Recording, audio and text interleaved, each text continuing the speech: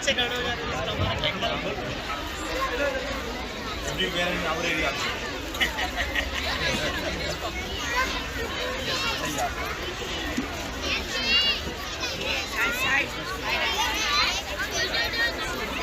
आशीष बताने का आशीष ये मजाक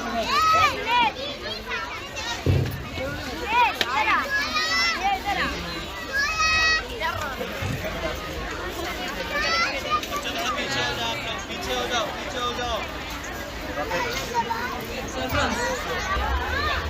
अब्दुल कलाम है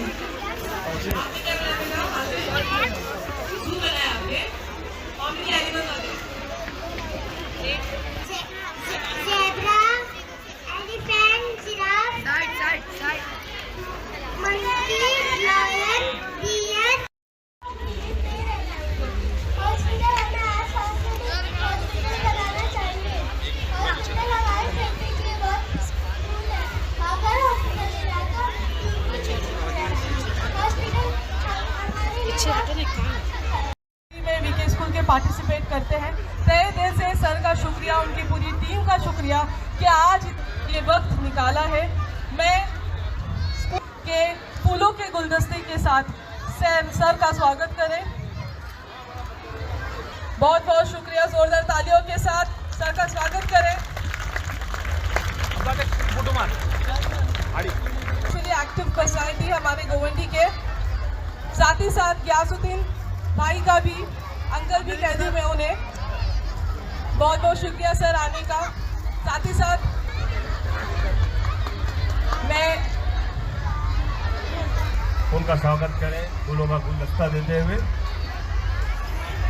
उलमा बोर्ड के महाराष्ट्र के खैर मुकदम करते हुए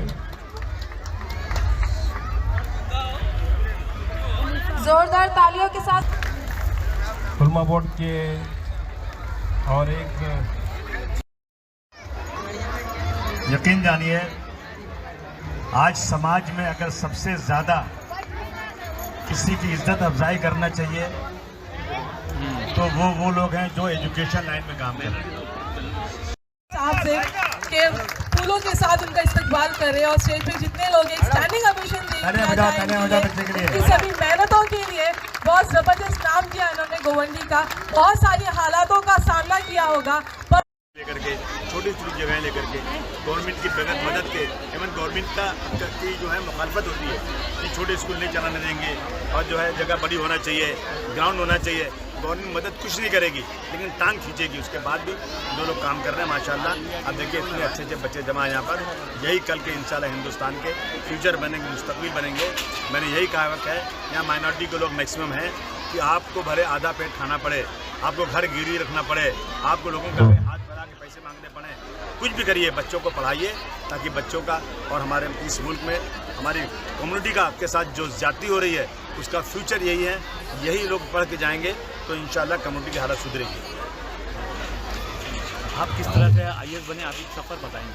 मेरा जो सफ़र है वो बहुत लंबा था। मैंने जो है स्कूलिंग जो है गोवंडी से की है, फलाउल इस्लाम से, उर्दू मीडियम से मैंने अपना 10th किया यहाँ पे रह के। उसके बाद मैंने जो 12th है वो स्वामी विवेकानंद से किया और इंजीनियरिंग जो है मैंने वो साबो सिद्दीक इंजीनियरिंग कॉलेज से की है। उसके बाद मैं दिल्ली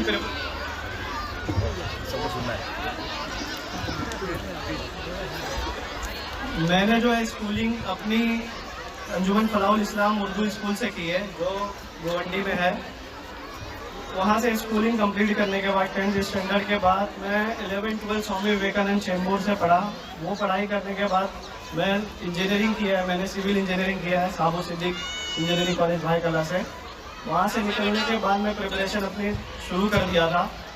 प्रिपरेशन के लिए मैं दिल्ली में रहा 1 साल, वहाँ पे मैंने तैयारी की और उस साल मैंने एग्ज़ाम दिया UPSC का। तो फर्स्ट ईयर में मेरा एग्ज़ाम UPSC का जो था वो नहीं निकला था। फिर वो उस टाइम पे ही मैंने रेलवे का एग्ज़ाम भी दे दिया तो वो अल्हम्दुलिल्लाह निकल गया था मेरा। तो मैंने UPSC की पढ़ाई करते हुए रेलवे ज्वाइन कर लिया। फिर मैंने एक बार एग्ज़ाम दिया और फिर मैं इंटरव्यू तक गया UPSC में, फिर भी मेरा फाइनल सिलेक्शन नहीं हुआ।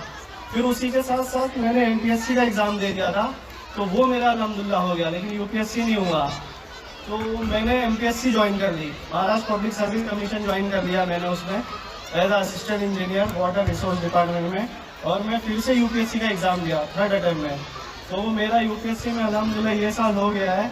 मैं ये बताना चाहता हूँ कि एक बच्चा जो अपने उर्दू मीडियम से पढ़कर अपने ही यहाँ पर रहकर वो मतलब स्टेप बाय स्टेप कैसे वो अपने गोल को अचीव कर रहा है, मेरी जो स्टोरी है उससे ये सीख सकते हैं कि अगर जो गोल है, जैसे मेरा UPSC गोल था तो मैंने उसको डायरेक्ट अचीव ना करके स्टेप बाय स्टेप, पहले रेलवे में मैंने 3 साल जॉब किया, लेकिन दिया UPSC में तो मेरा अल्हम्दुलिल्लाह 126 रैंक आया है ये साल। जोरदार तालियां। और उर्दू मीडियम से रह के भी मैं 2nd हाईएस्ट स्कोरर हूँ इंटरव्यू का, तो वहाँ पे कोई भी पार्शियलिटी नहीं होती है। UPSC का जो इंटरव्यू होता है वो ये नहीं देखते हैं कि कौन सी कम्युनिटी से आ रहा है, क्या है बैकग्राउंड, वो सिर्फ जज करते हैं कि पर्सनैलिटी कैसी है या उसका कॉन्फिडेंस, हार्डवर्क कितना किया है, उसने मेहनत कितनी की है, तो यही देखा जाता है UPSC के एग्ज़ाम में।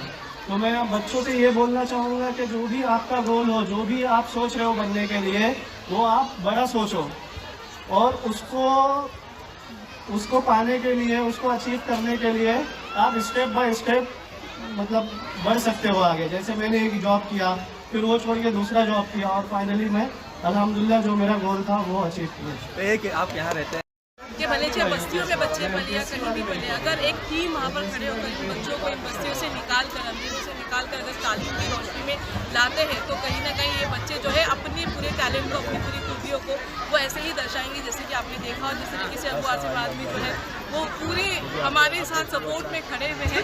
तो मैसेज यहाँ से यही जाना चाहिए कि तालीम को पाने के लिए अंधेरों से, बस्तियों से बच्चे निकल कर आगे आ रहे हैं, उनकी प्रतिभाएं ऐसे मंचों पे चमकती हैं और हमें ऐसे प्लेटफॉर्म उनको देते रहेंगे। आसिम सर ने अभी एक बात कही कि छोटे स्कूलों को काफ़ी दिक्कतों का सामना करना पड़ता है, फेस करना पड़ता है, क्या कहेंगे आप स्कूल चलाते हैं? बहुत दिक्कतें हैं, जिस तरीके से गवर्नमेंट के पैरामीटर्स निकल कर आते हैं और उसको पार करना हमारे लिए बहुत मुश्किल होती है। उसमें सर का भी हमने सपोर्ट दिया था, एक फेडरेशन टीम बनाई थी और वो फेडरेशन टीम जगह जगह सर की क्यादत में हमने डेलीगेशन सबमिट किए थे, एजुकेशन ऑफिसर को, एजुकेशन मिनिस्टर को, सभी ने हमारी बात को समझा और कहीं ना कहीं कोशिश की जा रही है कि एक समझौते पे उतरे। अगर ये उतरते हैं तो हम 650 स्कूल्स को बचा पाएंगे, 50,000 बच्चों को बचा पाएंगे, हज़ारों टीचर्स की जॉब्स को बचा पाएंगे। तो काफ़ी काम करने की ज़रूरत है इसमें। उम्मीद करते हैं कि हमारी जो कोशिश है वो कहीं ना कहीं ऐसे मंचों से वो रंग लाए और ये स्कूल्स को बचाने की जो मुहिम है वो चलती ही रहेगी हमारे। ये कार्यक्रम का उद्देश्य क्या था और क्या लगता है आपको ये उद्देश्य सफल हो गया? क्योंकि बच्चों ने आप खुद देखिए, IAS ऑफिसर है हमारे साथ, MLA खड़े हैं हमारे साथ में, प्रिंसिपल खड़ी है साबू सिद्दीक कॉलेज की, जो प्रोफेसर भी है, और एक बड़ी टीम यहाँ पर फहरिस्त खड़ी है। और ये सब इसी पैगाम के साथ यहाँ पर आए हैं कि हमारे जो गोवंडी के बच्चे वो जिन भी हालातों में रहते हैं, जिन भी मुश्किलों में रहते हैं, वो अपनी हर मुश्किलों को आसान करते रहेंगे और ऐसे ही चमकते रहेंगे।